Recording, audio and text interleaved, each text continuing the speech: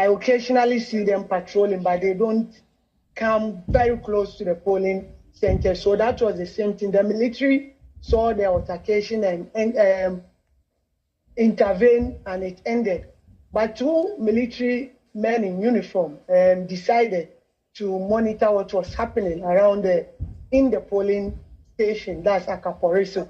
That's where the NDC, the man you saw in the video is the NDC communication officer for Obuasi East, and he resisted that he will not allow them to go to the polling center, because that has been the directive that since nothing has happened in the polling center, he will not allow them entry in there. That generated this whole confrontation and the fight between the military and some of the supporters. As we speak at the moment, we do not know the whereabouts of that gentleman. The military, we are told, carried him away. We are trying to engage the police, whether they handed him over to the police or not, but we all know that because of the centralized system of the police administration currently, they are also not divulging any information to us as to whether he is in their custody or in the custody of the military. Okay, but just quickly, I mean, we're seeing the shooting incident on the screen now, and the military, when they put out that statement, said that they would only come in if the Ghana Police Service calls them. Can you confirm, have you been able to speak to the police service to find out if they had actually asked the military to come there, or the military decided to just appear and head to the polling station on their own? Well, per the information we picked at the polling center, the police there or the security at that polling center didn't make any call, because that confrontation or that misunderstanding between supporters of the two parties did not happen in the polling center, but just a distance away, because that was where the NDC was alleging that there were a group of MPP persons who were convincing people, who were campaigning.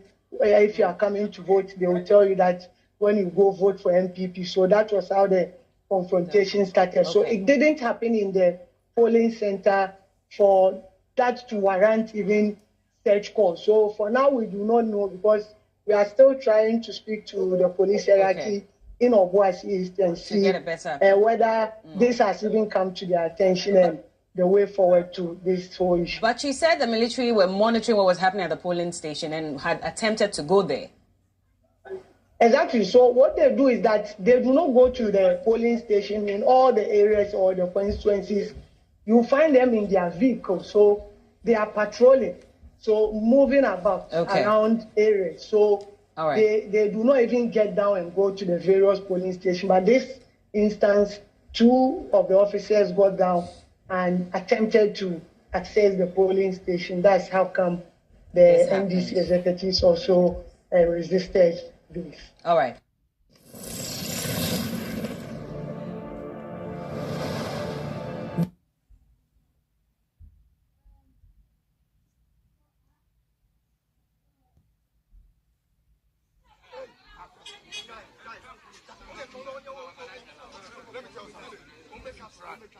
A lot of people, we were even told that there were people who even wanted to go and vote, but this incident scared them and they had to also run for their lives. So we do not even know whether later they came back to the polling station and vote, or when they left, that was the end of it. But it really put a lot of fear in the people who were around that area at that moment. All right, let's take a look at how this confrontation started in the first place.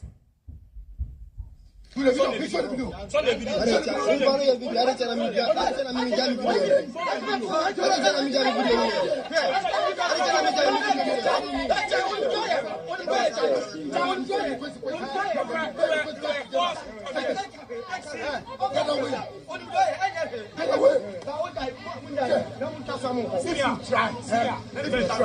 something.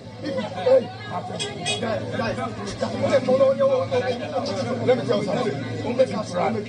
And you see, you are going to beg the consequences. I'm being honest. Get back.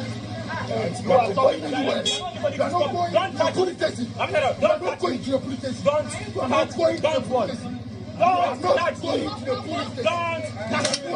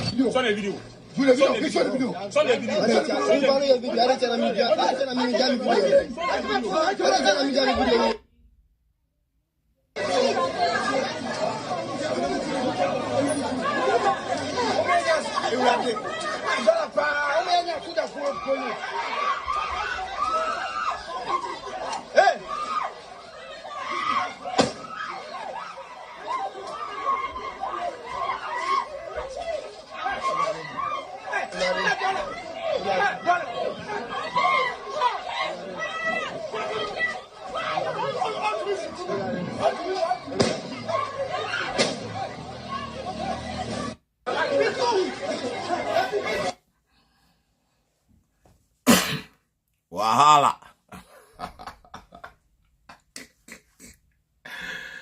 Wow. This is our mother Ghana. I just that. I like it class woman couldn't talk. And those are some very disturbing scenes. We're told this happened in Obuasi East, and you know, yeah, and you know, some residents were trying to prevent the military from going towards the polling station. And this was after some misunderstanding ensued between both sides of the party, so MPP and NDC. And so the military was monitoring, and then they decided to head towards the polling station in Obuasi East, in one of the polling stations there. And this civilian prevented them from going. And so that's what you can see there, trying to seize the weapon of this military officer and prevent them, two military men, from going to the polling station. But at the same time, you see that one of the military officers was also firing warning shots just to disperse the crowd. And, you know, I'm not even sure how to describe this. Mr. Sansari, you're seeing this. I mean, I'm even worried about the fact that we have military in our presence. And usually the military should scare you, but it's gotten to a point where now citizens are even boldly fighting the military. Yeah, because they want to protect the one vote that will be decisive. Yeah. Yes. And it brings me back to the questions I posed. The ink, the indelible ink, for instance, is it an isolated example? Is it peculiar to where the old lady say ink, you know, or is it something? Is it NDC stronghold? Is it NPP stronghold? So the flashpoint, according to the statistics, there's 7,587.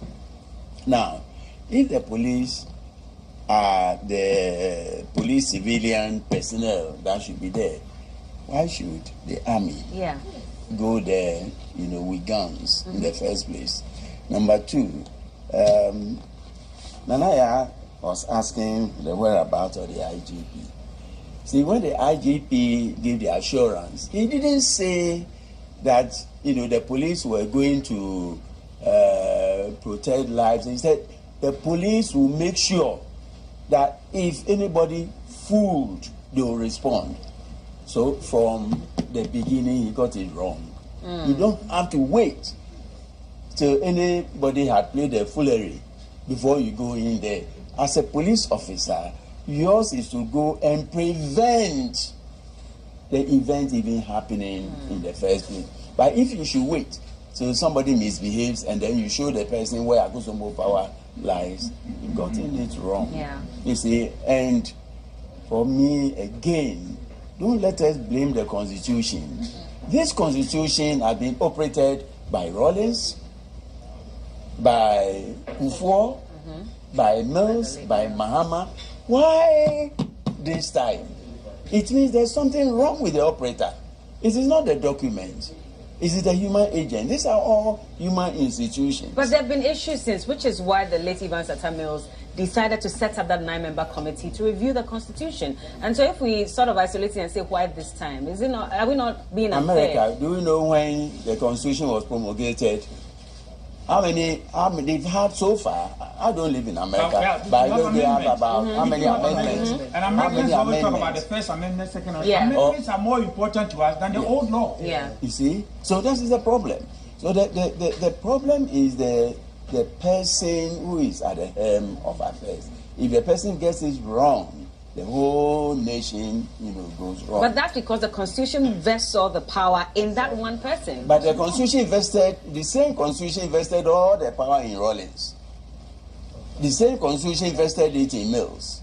The same Constitution invested in the previous. Why?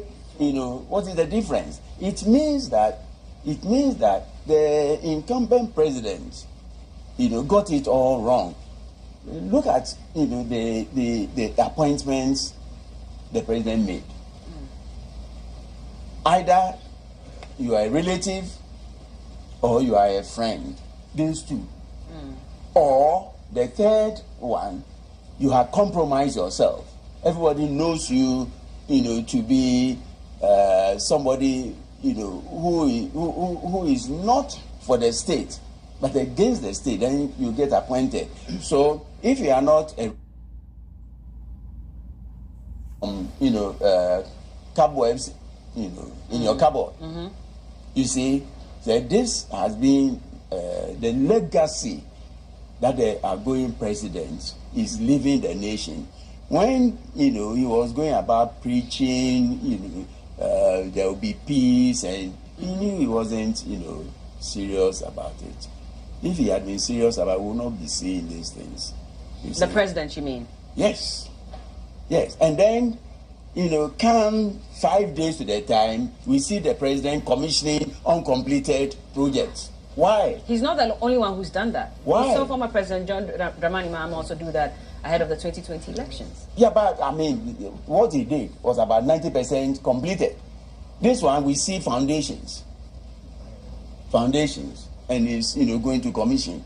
When we support them in some of these things, a day will come, my friend, there will be no Ghana.